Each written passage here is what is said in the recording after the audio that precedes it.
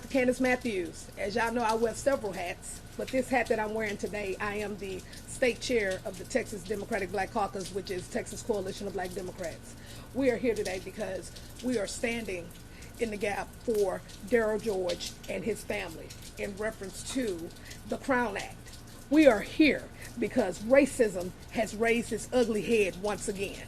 And this time, we are dropping the hammer of accountability and the scale of justice. Daryl George has been through a lot throughout this entire process. I mean, this process has been a fiasco in reference to Barbers Hill ISD. We've dealt with racism, we've dealt with retaliation, we dealt with civil rights being violated when it comes to due process dealing with the grievances. I mean, we have Barbers Hill ISD right now throwing away grievance forms from Miss George and Daryl and myself because this has brought a toll on Miss George to where I had to step in to be the conduit for her and Daryl. It was to the point where with these grievances that we had to file grievances on top of grievances because they're not doing their job, or just better yet, they don't want to do the job because they want to violate his civil rights. This is an issue. This is a problem. And we thank Attorney Booker for taking on this case and taking them head on because we bringing the fight to Barbers Hill. The superintendent, when he made that ad in the Houston Chronicle, he discussed me with that ad of lackluster foolishness because it shows that it came directly out of the playbook of the Ku Klux Klan and white supremacy. Daryl George would not conform. Daryl George family would not conform. You would not try to keep pressing his neck to make him cut his hair. Absolutely not. We were in the fight with State Rep Retta, who is the author of the Crown Act. We were there many nights on end to try to get this bill passed and get it passed into law. And the disrespect that they came with when the law was actually passed on September 1st, they wanted to pick a sacrificial lamb in order for them to show that we don't give a damn about your bill or your law. But guess what, Barbers Hill? You have to follow the law because we are going to push you to follow the law. So I would like to bring up State Rep Retta because she came all the way here from the Dallas area. And we appreciate her support and we appreciate her being here. We appreciate her pushing this law pushing this bill to become law. We appreciate everything she's done. So, State Rep Retta Bowers. Thank you. Thank you, Dr. Matthews, and thank you all for being here today. I am State Representative Retta Andrews Bowers. I do represent House District 113 in North Texas, Rowlett, Garland, Mesquite, and Seagoville. But if there was any reason, and ever a reason, to come home to the Houston area and down here, this is the reason. Texas became last year the 22nd state to pass the Crown Act. I wrote the Crown Act, I filed it to stop exactly the kind of discrimination that we are seeing right here in Barbers Hill ISD. The Crown in the Crown Act stands for creating an open and respectful world for natural hair. The Barbers Hill Independent School District is punishing Daryl George for one reason: his choice to wear his hair in a protective style which harms no one and causes no distraction in the classroom. The Crown Act was passed in May of 2023, and it is unconscionable that this young man and his education are still being held captive. Daryl George must get the education he is constitutionally entitled to. Governor Abbott signed into law the Crown Act banning race-based hair discrimination in June of 2023 in a public ceremony that he requested in the Capitol. It was passed in bipartisan fashion in an amazing way where we saw House members and Senate members come together for once in the state of Texas. Superintendent Greg Poole said last weekend in that full-page ad that some of you might have seen in the Houston Chronicle that being an American requires conformity. And to Mr. Poole, I say, we are a nation of individuals, and we see your efforts to break down this young black man, and we will not allow it. The Crown Act, to be honest with you, helps to promote school belonging and engagement for all students. It increases educational engagement and academic process and success for prospective students, regardless of their gender and gender identity. The Crown Act was made and created to prohibit race-based hair discrimination in workplaces and in schools and in housing policies. And I stand unequivocally with Mr. George, with his family, and I want to say that Barbers Hill ISD is stealing his high school experience and breaking the law. It is long past time for justice to be served and for Mr. George to rejoin his class and be removed from this outrageous in-school suspension. Thank you. Thank you, State Rep Bowers. We appreciate your efforts with helping with this situation.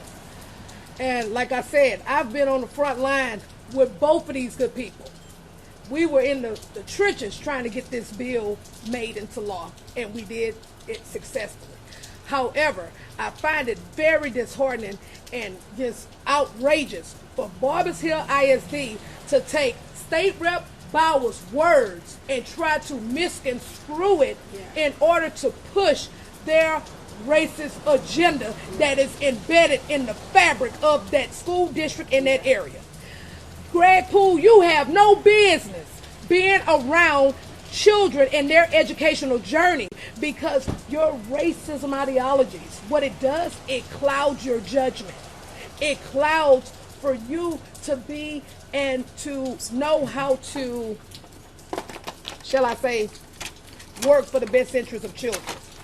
So I would like to bring up the co-author and also the chair of the Texas Legislative Black Caucus, State Rep Ron Reynolds, and my brother in the fight. Thank you, Dr. Matthews, and I stand in solidarity with everyone here today. And I want to thank Dr. Matthews. I want to thank Darrell for his tremendous courage and leadership. I want to thank his attorney and his mother. And I also want to thank the author of the Crown Act, Representative Retta Andrews Bowers.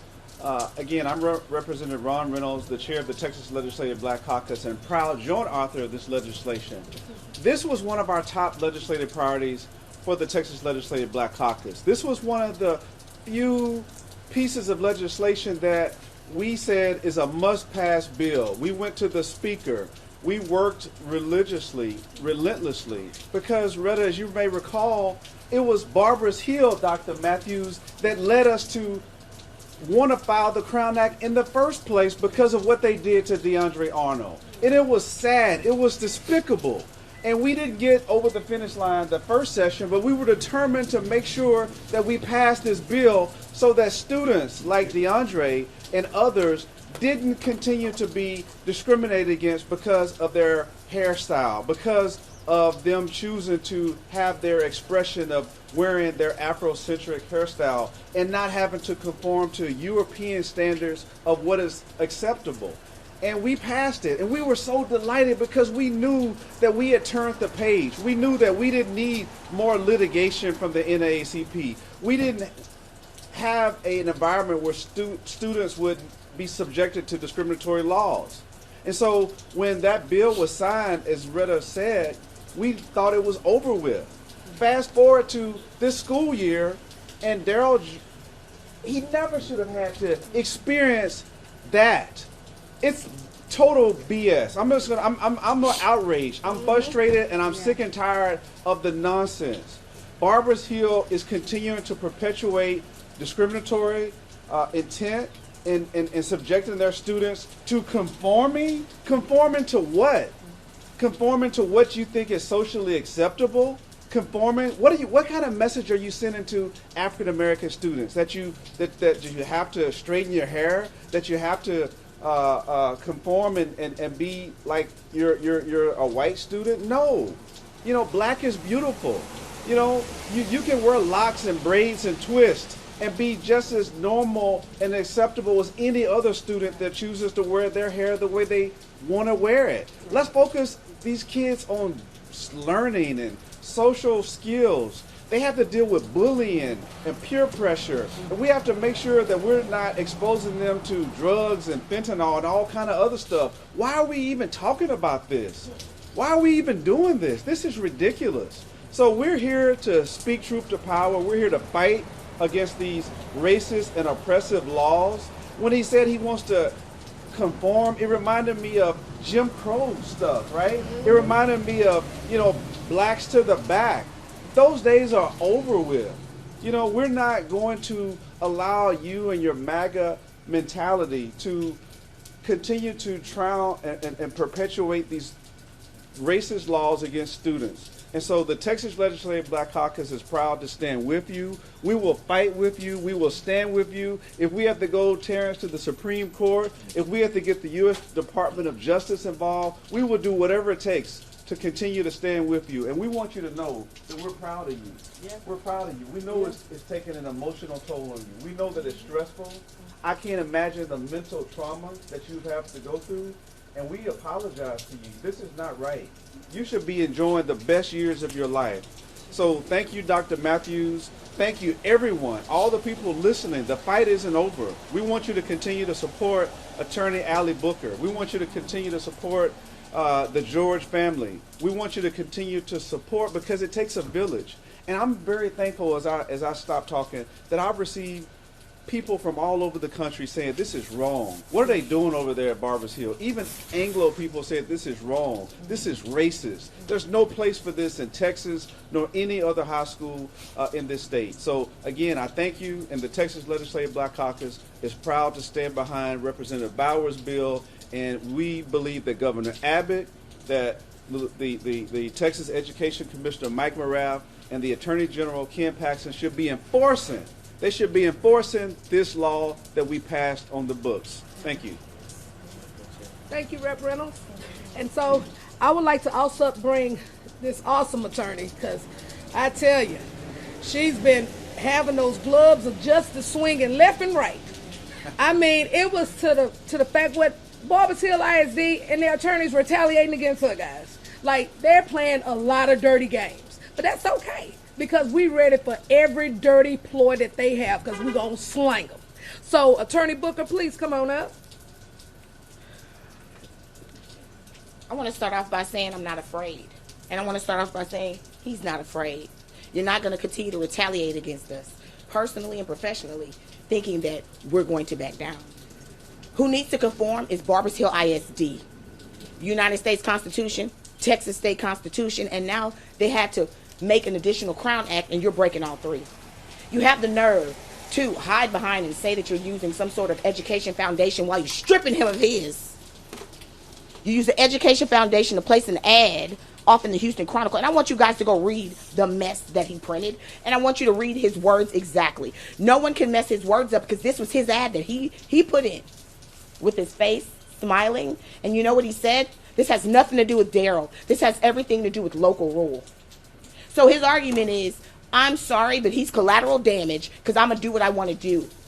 No one's going to tell me what to do. This is about Greg Poole. The entire thing is about Greg Poole. It's about Greg Poole and how he feels about someone telling him what to do. He doesn't think that he should have to follow the law, so he's going to punish this young man as long as he can until he makes this young man give up, so that he can continue to reign with tyranny over his school district and force others to break the law, because he's breaking it. So when we use the word conform, let's use it in the right manner, and let's use it towards the right individual. You are the one breaking the law, Greg Poole. You are the one breaking the law, Barbers Hill ISD. You're happy to accept the funds from the federal government and from the state of Texas, but you don't want to do what they tell you to do. which is fine, because that's why we're here. We will get justice.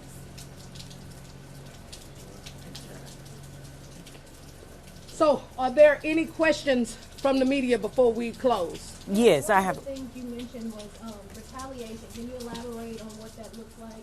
Sure. Well, first of all, one portion of the retaliation was during the grievance process in the beginning when Miss George filed for the religious exemption. Now, notice in that Houston Chronicle ad, he stated that the George family did not file for the religious exemption, and they did. They filed twice. And then the second time that they filed, Ms. George brought it to the school, got the paperwork directly from the school, and Lance Murphy, the principal there, threw it in the trash. He discarded it. Then the next thing is when we had the hearing with Attorney Booker and the George family in reference to the level 1 grievance again, then what ended up happening was that they wanted Attorney Booker to drop the lawsuit. When Attorney Booker refused to drop the lawsuit, then guess what? The next day, Daryl George is in DAEB. Then we have more retaliation in reference to when Dr. Greg Poole sent one of his conduits. And this conduit I actually know because he used to be a principal at my son's school and ended up transferring to Barbers Hill ISD. Gave me a call on a Saturday, wanted me to come out to come meet with and schedule a meeting with Greg Poole. I'm not meeting with you because I'm not selling out my people for nobody.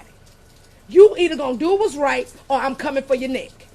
And then, again, retaliation once again. Then, when we have chain of emails that are going through, and between Attorney Booker, myself, Miss George, the school attorney, and school officials, they don't like when I push down on their neck, they turn around and retaliate against her. So the retaliation is part of their culture. It's part of their fabric, and we're going to break it up. I have a question for Ms. Retta Bowers. So according to Barbers Hills ISD, their dress code policy states that male students' hair must not extend below the top of the T-shirt collar, below the eyebrows, or below the earlobe when it's let down. Can you kind of talk about how the Crown Act, can you respond to that as far as the length of his hair and how this Crown Act is still protecting him? Or are there any plans to rectify the Crown Act to make sure that length is also covered? So thank you for the question. It is Retta Bowers. Oh, Retta Bowers. Retta Andrews Bowers. And to talk about locks and length, this is a cultural bias that we're dealing with because no one grows their hair or wears their hair in locks for them to be worn short. And when we talk about protective styles that are described and explained in the legislation, it strictly is a protective style to help grow your hair. When you look at Daryl's hair, so neatly groomed, That's right.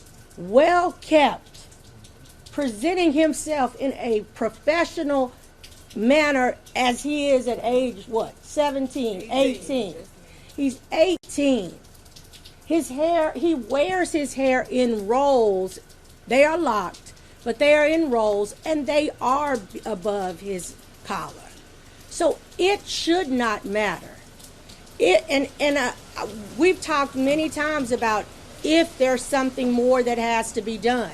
If we have to go back next session, we'll be ready to go back and tackle that issue then. But it shouldn't. The Crown Act, as it is written, That's right. as it is law, and it is clear.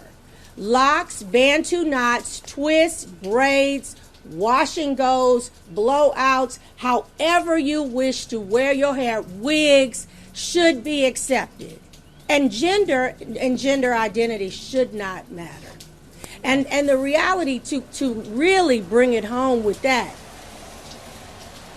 when it comes to enforcement of the Crown Act, because that's what this is about, we have to make sure, and if this needs to come from TEA, That's right.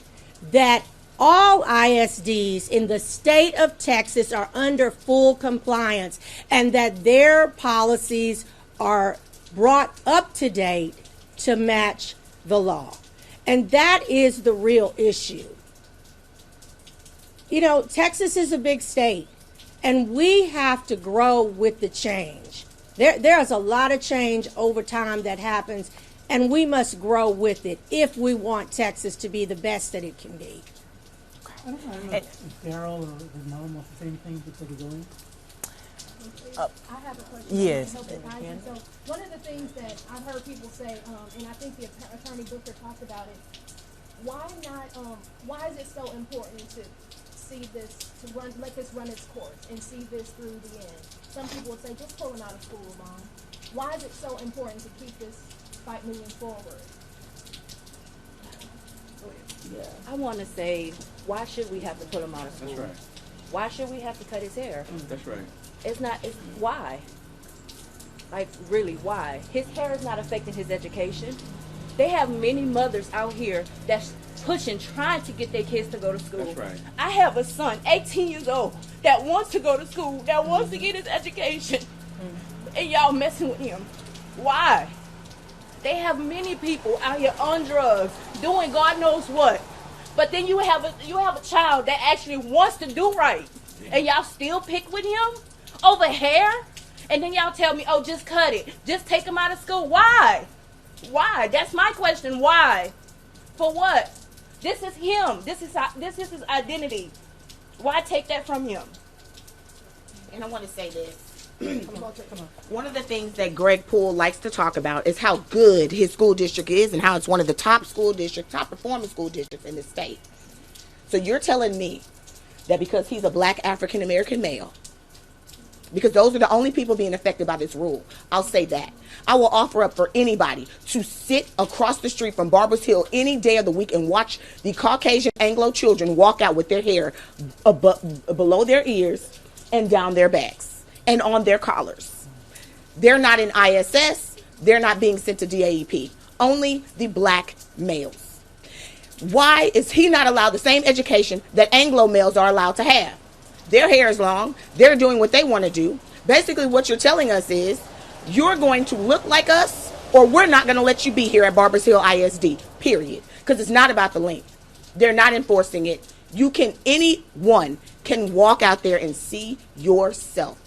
Anyone can get on Facebook pages. Anybody can get those yearbooks. Anybody can get the copies of videotapes and photos from every child that walked across that doggone stage at that school and see that their hair was below the ears, below the eyebrows, on the nape of the neck, down their backs. Greg Poole is a liar. It is about the fact that he does not like braids, locks, or any sort of African American hairstyle, which he said, and I'm going to prove it to you. Go look at the policy. He just changed that policy, y'all. Last year, when DeAndre Arnold filed a case against him, his first policy was no locks, no braids, none of that. No African American hairstyles are allowed at Barbers Hill ISD. That was his rule, and that's the one he's enforcing. Attorney Booker, can you kind of talk a little bit about what you expect to happen today, or what the next steps is once you guys meet with the attorney or the judge? Well, today is a status conference. And as you all know, this is almost like the military. We don't control anything. We were summoned to court. Once we were summoned to court today, and I thank God for this judge, and I thank God that he summoned us to court. Because he could have left us on the docket and not made a move at all. He summons us to court, and we are here. We asked him for a scheduling order and directions to control this litigation because Barbers Hill ISD is out of line. They're filing out of order pleadings. They're trying to commandeer and force me to conform, and it's very stressful in litigation. So we're here today to do whatever Judge Kane wants to do. We have already filed for our injunction preliminarily. We have requested a hearing date. We're hoping to get that hearing date today. We've also moved for a temporary restraining order to hold him, to stop Barbers Hill from putting him out of class until the preliminary injunction is heard. We're hoping he rules on that today, but we can't make him, we can't force him, but he's going to lay the rules out today. And I thank God for that. And I just want to add something really quickly. You said why, and I think Ms. George was right to say why the school district. The question should be asked to them. But if you think about it, if it wasn't for the courageous people like this student right here that we wouldn't have many of the rights that we have today. We stand on the shoulders of people who made good trouble, in the words of John Lewis, people who refused to go to the back of the bus, people who sat at lunch counters, people who were protesting and marching when others were saying, why don't you just wait? Why don't you just comply? Why don't you just do this? You won't get beaten. You won't get lynched. We wouldn't be where we are as a people if it wasn't for people like this man right here, this young man. And it was young people like a young Dr. Martin Luther King, a young John Lewis, a young Rosa Parks that stood up for our civil rights. So I want to commend him for his courage. The simplest thing would have been for him to do is cut his hair. You know, it would have been like, okay, but why should he have to do that and deny his heritage and deny his culture?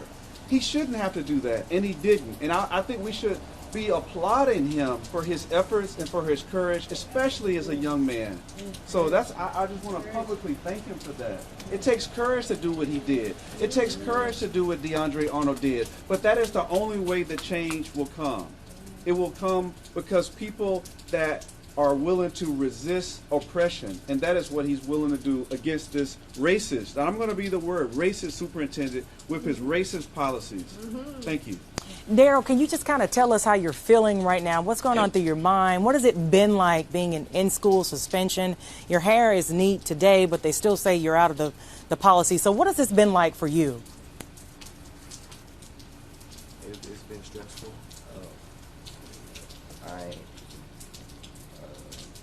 Take your time. It's just been stressful. It's just been angering and frustrating because why me out of everybody in that school? Why me? Why am I the only person getting picked on? Why am I the only person that's sitting in that same room every day, all day? Are there other students, black and white students, that you've seen with their hair out of the dress code policy? And they're not in ISS. I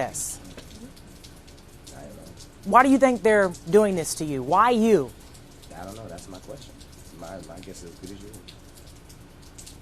And what is your response? I know your mom is very emotional, but what is your response to people who just say, just cut your hair, man. It's not worth it. They don't want to hear my response. They don't want to hear my response. What does your hair mean to you? I know you've been growing it for a long time, but tell people what these locks mean to you. It's me. It's everything about me. It's my confidence, my personality. It's my appearance. It's everything to me. You know? It's my connection to God, to my people. It's everything about me. How grateful are you for your team, Candace Matthews, Mr. Reynolds, Ms. Bowers, Ms. Booker, your family standing with you in this fight? I am very grateful. I may not show it all the time, but I am very grateful. Are you ready to go back to school? Do you want to be in that classroom with your other peers and your other students? I know. I appreciate it, man. Yeah. He's a good guy. You better leave him alone. Because we want all the smoke. And I'm going to send everybody from the hood to get them some houses out there in Barbers Hill. Hey, those of y'all on housing, they got some housing out there. Y'all come on to Barbers Hill. Let's make it chocolate city. Move your vouchers. We're going to bring all the smoke. Thank you. Thank you. Are there any other questions? Thank you. Thank you, everyone. This press conference has concluded. So if you need anything, y'all know the number.